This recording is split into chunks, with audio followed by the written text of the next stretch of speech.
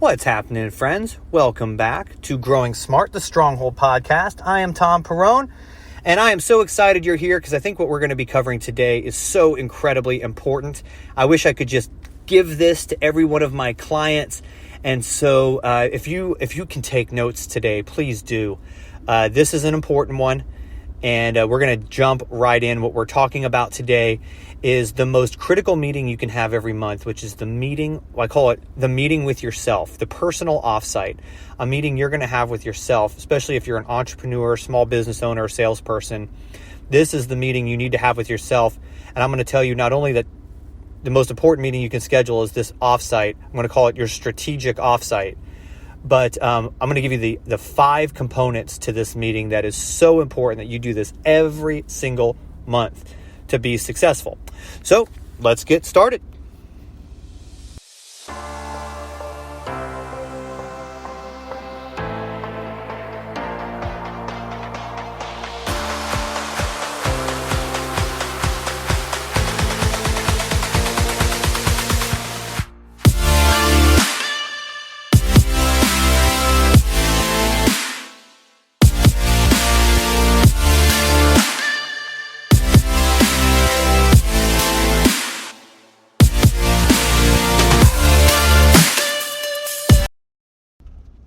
So every single month, and I've been doing this now, a couple years.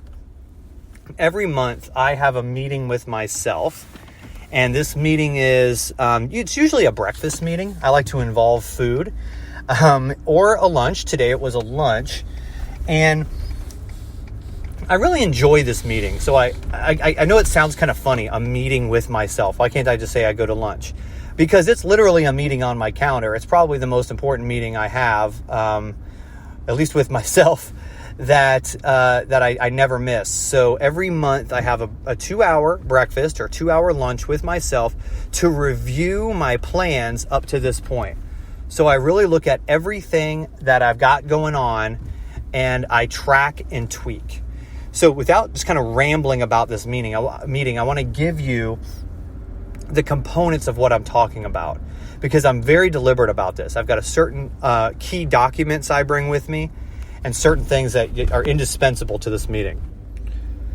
So here are the 5 components of this meeting. The first component is on a personal side, it's my goals. So I sit down with my goals. I have got goals written out every year, specific, measurable, achievable, realistic, time-bound goals, SMART goals. And I review my progress over not only the year to date, but over the past month. And I see, am I tracking on my goals? And I've got certain action steps associated with these goals, very specific things. And I look and see how I'm doing. It's not that complicated, right? I really don't set that many goals. And I've kind of honed in on what I want to do, so I don't have 1,000 things going on anymore. I used to. But it's pretty simple now. Now it's just really about the main things. I'm really kind of aligned with my priorities. But I'm looking to see how well am I doing. And look, I'm like you. I get away from it. People think that because of what I do for a living, I'm some sort of super-powered, disciplined person. And that couldn't be further from the truth. Actually, I'd say I'm probably less disciplined than most of the people I coach. And that's what makes me a better trainer and consultant is I'm kind of like the sick helping the sick get well. I struggle more than most of my clients at these things. So if I'm able to do it, I'm very confident they're able to do it. And so I focus in on goals first. And I just track and tweak. I track how well am I doing on my goals? And I tweak. Okay, what did I do last month that I need to keep doing this month? What did I not do last month that I need to make sure I'm doing this month? And those are literally the 2 questions I ask myself. You might want to write those down. What did I do last month that I want to do this month? What did I not do last month that I need to do this month to hit my goals? This is all goal focused. And that's the first thing I look at. And I look at this through, all my priorities. So spiritual, family, health, finances, education, social. I kind of take my list of priorities there and I just go, okay, are my goals for each of these categories being met? Pretty simple. Next, I look at my dashboard. So my dashboard is basically just an Excel spreadsheet. It's nothing fancy. That has all my key performance indicators in there, my KPIs. So this is for my business now. So my KPIs are things that are absolutely critical to keeping me on course for my main business goals. So it's things like number of discovery appointments I've had, revenue, profitability, conversion percentages, hours of training conducted, number of assessments sold. I mean, I've got so many of these different things, but it's a key performance indicator. So it's not 1,000 different metrics. It's really about, well, it's less than 15 metrics that I look at. And I can look deeper into other metrics that I have, but pretty much just pull up that spreadsheet and look and see how I'm tracking on my KPIs. I may have done 100 things that were really, really valuable, but if I'm not looking at my KPIs, I could be doing 100 good things on the wrong course. Entrepreneurs are so prone to that. So I look at my KPIs and I say, okay, how am I doing? And if anything's in the red, meaning I'm not doing well, then I start examining why, right? And again, same questions as my goals. What did I do last month I need to keep doing? What did I not do that I need to do? And basically, are there any issues, any things I need to do? And sometimes I just leave the red alone. I just stay the course. You know, a lot of times you just got to be patient with these things. For example, I've got some big financial goals that I know are just going to take some time to hit. So I kind of look at trends in my goals, and that's why I do this every single month. So next on my dashboard, I look at next on this process in this meeting, I look at what I call my blueprint. The blueprint is where I'm headed. It's kind of similar to goals, but it's more of a business plan, meaning I've designed what this business should look like 6 months from now. I've designed what it should look like a year from now. And I've designed kind of the ultimate destination. And I look at that blueprint, which involves KPIs, goals, and most importantly, an org chart, roles associated within the business. And I look and see, am I trending towards that now or not? Now, a lot of times as entrepreneurs, what we tend to do is reactively hire people. We're like, oh, we don't have enough people answering the phones. I'm going to go hire someone to answer the phones. And that's great, but really it can send you in the wrong course. So I have a blueprint. I say, okay, a year from now is what the business wants to look like. I may have to hire someone now, but ultimately that might not be where I'm headed. So I may need to hire someone short term or get some part-time help.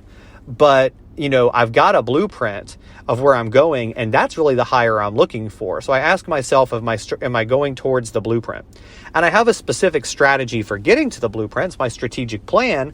And so I make sure that what I've been doing in the short term or what I've done in the last month isn't setting me towards a different org chart. And I'm talking about an organizational chart. These are not just people. These are roles within the company and functions within the company that I've designed for 6 months from now and a year from now. I've actually got 2 blueprints. Is my strategy sending me that way? Am I headed that way? Or am I making a lot of reactive decisions of convenience or luxury decisions? And so that's another thing I look at. Next, I look at systems and processes. Do the systems and processes that I currently have in place, are they aligned with my strategy to getting towards my blueprint? And I also have systems and processes involved with my blueprint. For example, one of my goals is that I'll have someone who's answering my phone full time.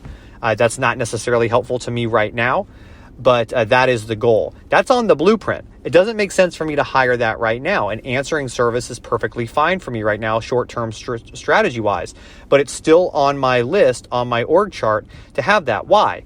Because I designed a system and process on my blueprint that I will not be answering my phone in a year. So that's there. So I'm not waiting. What so many entrepreneurs do is they say, I'm going to wait until I've grown enough and then I'm going to do that. Guys, it never happens. It very rarely happens. Instead, my blueprint says I'm not going to answer my phone a year from now. I'm looking forward to that. I'm strategized for that. I'm working towards that. The answering service is just temporary on the way there.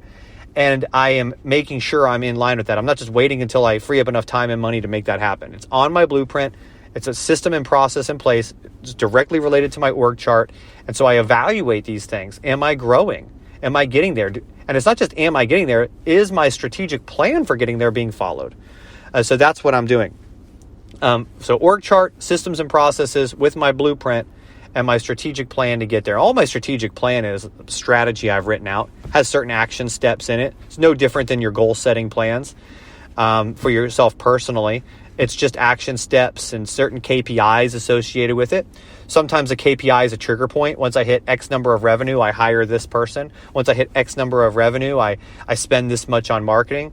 I try to make my business planning more scientific, more metric, KPI driven, even as a small business owner, because I've learned that small businesses that don't do that just kind of try to get there in fits and starts, and they're all over the map. And so just putting some of these basic corporate tools in place have been very, very helpful for me. All right, the next thing I look at is that strategic plan. Am I on course? Am I off course? I kind of look at what distractions I have. But the main things I wanted you to focus on, I don't want your notes to get too confused here. So let me make sure I'm very, very clear on the 5 components. First component was goals. Second component was KPIs. Next component was my blueprint, so my org chart. And then fourth component, my systems and processes on my org chart. And then last but not least is my timetable. Am I progressing? Am I scaling on the right track? And timetable applies to every one of the other 4 components. It applies to my goals. It applies to my KPIs, my org chart, and my systems and processes. It's one thing to have a plan. This is where a lot of entrepreneurs go wrong. It's one thing to design a blueprint for your business, what it's going to look like 6 months from now. You really have to timetable every step on the way there. You don't have to perfectly follow it, but you have to ask yourself, am I trending according to my plan? So that you have a constant pace and a constant focus on your priorities. A lot of times when we make these blueprints initially, we get a little overzealous. So be patient. Give yourself the year, the 2 years to kind of grow into it. But at the same time, be accountable. Have a clear-cut timetable. And if you're constantly having to push it out, either you are overzealous, need to rethink your timetable, or you're not being accountable enough. So you got to be honest with yourself there. In this meeting, after I've done all that, it takes me about an hour and a half to do all that. I really enjoy the lunch or the breakfast. I go somewhere I really like. And then I usually take a walk. I really celebrate things. I affirm what I'm doing. I remind myself of the things I've done well. I celebrate it. I congratulate myself. And I remind myself of the challenges I've overcome, because sometimes these are tough meetings. Sometimes I'm behind the 8 ball and other times I'm ahead. But either way, I affirm the good things I'm doing. I remind myself that ultimately all the planning I do, no matter how well I do this, I am not God. And ultimately, whatever happens is out of my control. I control what I can. And I take peace in knowing that as long as I am living out my priorities, I'm fine. So the last thing I kind of look at is my priorities. I reaffirm my priorities. I say, okay, I know these are the things that are most important to me. And I remind myself of that these things are valuable, and I recommit myself to doing them. And that's it. If I'm living out my priorities and I'm not winning, I'm okay with that, because I'm being true to myself on these things. I am living within the principles that I've agreed to. But I do find more often than not that when I'm living according to my priorities, that I do have a lot of success. And so, I just reaffirm my timetable, eliminate distractions, congratulate myself where I can, and head on out. So it's a very humbling experience. It's a very rewarding experience, but it's a very strategic experience. So I suggest you to consider the meeting with yourself next month, if not today. This podcast being recorded in December, I would tell you, is a great time to go ahead and build that blueprint, build that strategic plan, identify your goals and KPIs, and start having this meeting with yourself to review what you did January 15th, February 15th, March 15th. Do it. You'll be very glad you did. Till next time, guys, this has been Thom at Growing Smart. See you on the next podcast.